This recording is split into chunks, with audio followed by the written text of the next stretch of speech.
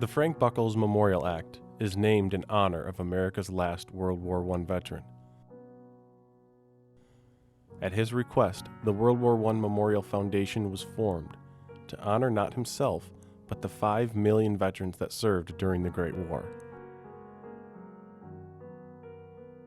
Frank asked if we could come up with a way to have a memorial to all of the other Americans that served, the nearly 5 million of them that served during World War I, so that every school child that comes to the National Mall for their one big trip of their class, every person who visits from another nation or anywhere in the United States that goes to this nucleus of education, which is the National Mall, will learn a complete and comprehensive story of the sacrifice and valor of the veterans of the 20th century.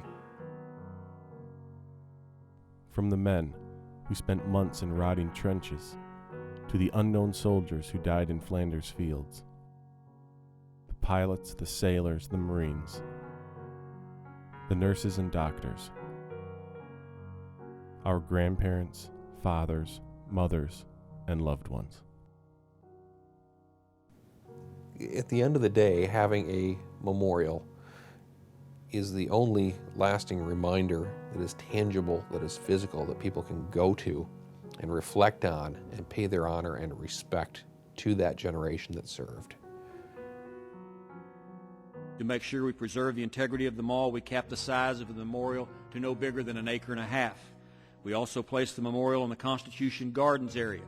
This is a perfect place for the World War I Memorial. It would sit between the Vietnam Memorial, the World War II Memorial. The Korean and DC memorials are across the reflecting pool. The history behind this spot is fitting. During World War I, the United States Navy and the Munitions Department used this very site as their administration buildings. This bill would build a World War I memorial on the very grounds from where our nation organized that war effort. Frank's dream was to have a memorial on the National Mall that honored every American soldier from World War I. The National Park Service has declared the mall as a place to honor our nation's veterans, to make their voices heard, and to celebrate our nation's commitment to freedom and equality. With the concept of placing a national World War I memorial to the veterans that served in Constitution Gardens in that area, it centralizes everything right there. So the children that visit the mall or the tour groups that visit the mall could chronologically walk around the mall and learn of all of the wars of the 20th century, all the sacrifice of the 20th century.